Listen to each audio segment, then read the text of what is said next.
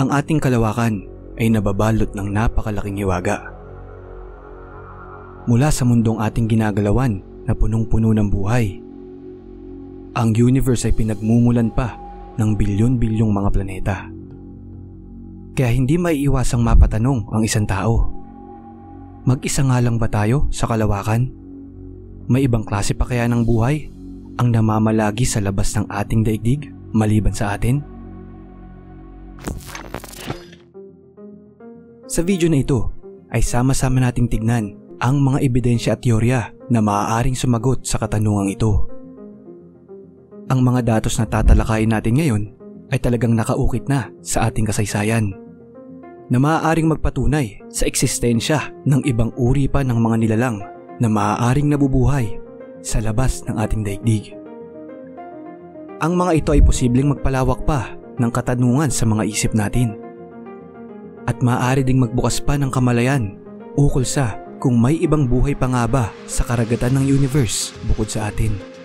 Kaya kung handa ka na, ay sama-sama na nating tignan ang mga pinakatanyag na ebidensya ng mga extraterrestrial life forms sa ating kasaysayan. Part 1. Number 1. Phoenix Lights Incident, 1997. Simulan natin sa isa sa mga pinakakilalang sightings sa ating mundo. March 13, 1997. Libo-libong residente mula sa Arizona, kabilang na ang lungsod ng Phoenix sa Estados Unidos, ang nagulat nang makita nila ang kakaibang hugis V na ilaw sa kalangitan. There's a third one. Hey, Sue!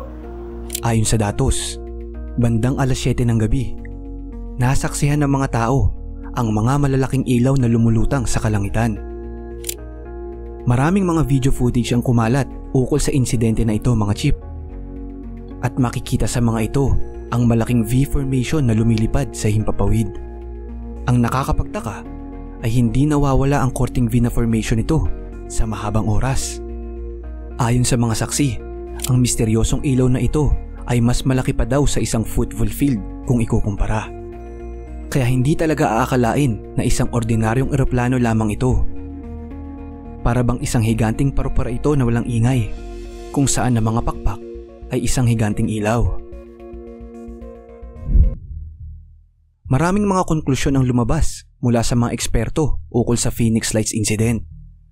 Ayon sa US Air Force, ay isa daw itong military exercise mula sa Barry Goldwater Range. Ang iba naman ay sinasabing mula daw ito sa mga military aircraft na lumilipad ng V formation para sa military training. Subalit ang malaking tanong ay bakit walang ingay ang mga flare nito? Dahil kung aircraft ito, ay dapat may tinataglay itong engine noise. At bakit tila sobrang pantay at perpekto ang pagkakahanay ng mga ilaw? Ayon sa ibang nakasaksi, ay tila ba may isang kapitan na nagpapaandar sa misteryosong bagay na ito sa himpapawid. Ang dating gobernador ng Arizona na si Fife Symington ay nagpahayag din na kahit siya mismo ay naniniwalang hindi gawa ng tao ang bagay na ito. Ang pahayag niyang ito ay lalong nagpatibay sa paniniwala ng maraming tao na tunay nga na ang nakita nilang kakaibang sasakyan ay mula sa ibang mundo. Isang nakapagtatakang pangyayari talaga ito, mga chip. Ngayon, mula sa lumilipad na kakaibang bagay sa Arizona, ay tignan naman natin ang susunod sa ating listahan. Ang isa sa mga pinakakontrobersyal na pangyayari sa New Mexico, na hanggang ngayon ay laman pa rin ng mga debate.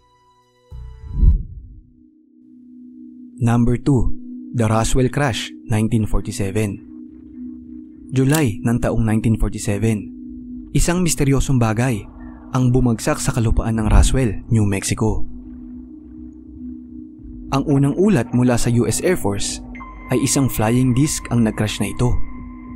Pero makalipas lamang ang ilang araw ay binawi nila ang kanilang pahayag at sinabing isang weather balloon lang daw ang bagay na iyon. Ang malaking tanong sa isip ng maraming tao, mga chip, bakit nila binawi ito? May tinatago ba ang mga Air Force na katotohanan?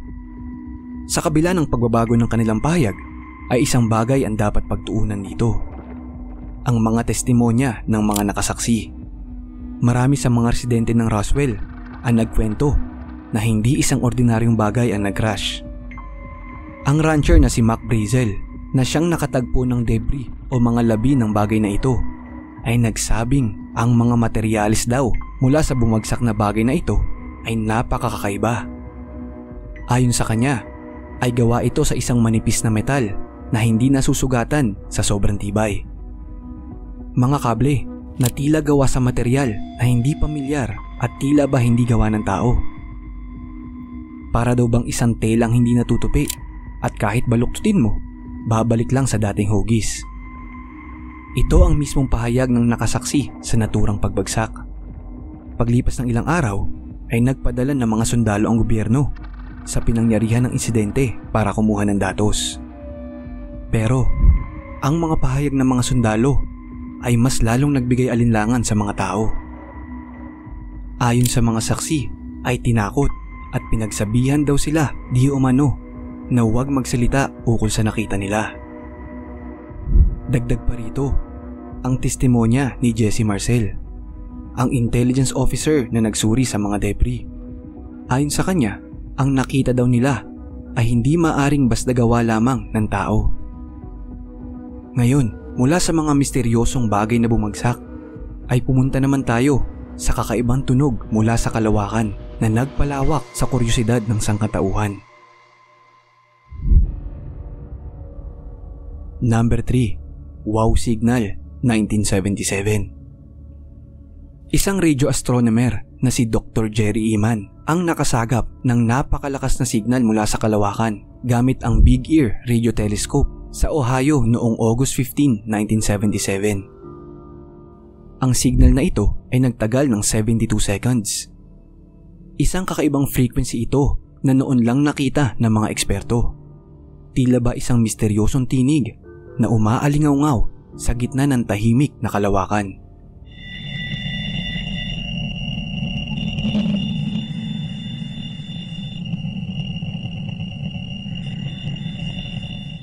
Isang hindi maipaliwanag na signal mula sa outer space. At dahil nga sobrang lakas ng signal na ito, ay nagbigay ng idea ito sa mga sayantipiko na maaaring ito raw ay mula sa hindi malamang intelligent source na namamalagi sa kalawakan. Para bang may isang higanting radyo sa outer space na saglit na binuksan para magbigay ng mensahe na agad din sinara.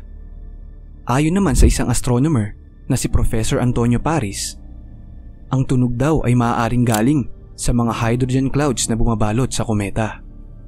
Subalit, ang kanyang teorya ay hindi sinang-ayunan ng maraming mga eksperto dahil daw ang frequency ng mga kometa ay hindi ganong kalakas katulad ng wow signal na nasagap nila.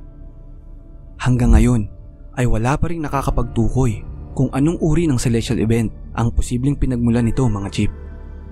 Pero isa lang ang sinisigurado ng mga siyentipiko, na ang tunog na ito ay hindi galing sa ating planeta o sa mga artificial satellite na mula sa atin.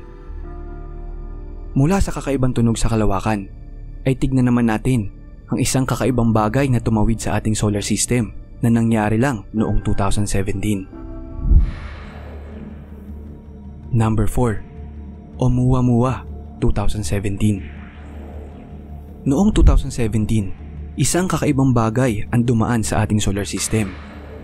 Tinawag itong Oumuamua, na ang ibig sabihin ay scout o messenger sa Hawaiian. Ito ang kauna-unahang interstellar object na dumaan sa ating solar system na napansin ng mga astronomer. Para bang isang bisitang dumating nang hindi inaasahan, walang ingay, na bigla na lang naglaho. At ang pangyayaring ito ay nagbigay ng malaking interes sa mga astronomer. Namatahan ito gamit ang Pan-STARRS-1 telescope sa Hawaii noong October 19, 2017. Hindi lamang ang hugis nito na parang isang napakahabang sigarilyo ang kakaiba. Ang galaw din nito ay nagbabago ng direksyon. Ayon sa mga astronomer, ay para bang may isang kapitan na nagmamaneho sa misteryosong bagay na ito. Si Dr. Avi Loeb, isang astrophysicist mula sa Harvard University, ay nagpahayag ng kontrobersyal na opinyon.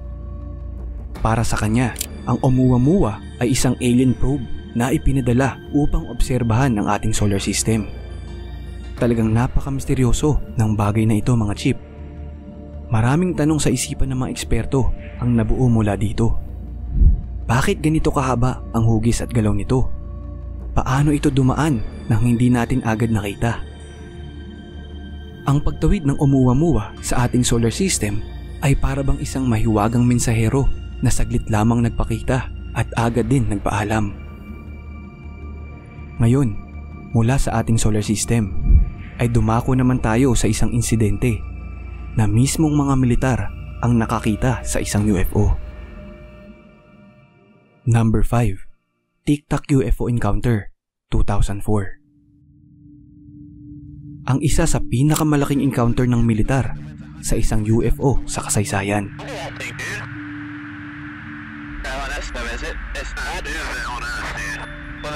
Isang grupo ng mga piloto ang nakakita ng isang kakaibang lumilipad na bagay na may hugis na maihahalin tulad sa isang tic-tac na isang uri ng candy. Kaya binansagan ang misteryosong bagay na ito na Tic Tac UFO. Ang galaw nito ay parang isang ahas na bigla na lamang bumulusok. Nakuhanan din ng FLIR camera ang bagay na ito at malinaw na makikita sa footage ang napakabilis at biglaan itong pagbabago ng direksyon. Talagang nakakapagtaka ang imahe na ito mga chip. Maraming eksperto sa aerodynamics ang nagsasabing imposible para sa isang tao na makontrol ang isang sasakyang gumagalaw ng ganong kabilis na paliko-liko pa. Ang naturang eksplanasyon nga ay kung ganon kabilis ang takbo ng pangkaraniwang aircraft ay magriresulta ito ng napakalakas na G-force na di kakayanin ng katawan ng tao. Dagdag pa rito, ang object na ito ay tila walang anumang visible na propulsion. Ibig sabihin, walang makikitang usok o anumang bakas ng gasolina ng kanilang pag-aralan. Talagang nakakapagtaka ang bagay na ito na nakita mismo ng mga militar ng Estados Unidos. Pero mula sa base militar ay pumunta naman tayo sa isang sikat na video sightings na nakunan mula mismo sa himpapawid. Number 6. Gimbal UFO Video 2015. Taong 2015, isang video ang nakuhanan mula sa himpapawid habang nasa training operation ang isang US Navy fighter jet sa East Coast ng Amerika. Sa video ay makikita ang hindi maipaliwanag na aerial object na lumilipad sa controlled airspace. Isang disc shape o hugis oval na bagay na gumagalaw ng walang pakpak at walang usok na lumalabas. Kaya masasabing hindi ito gawa ng isang tao.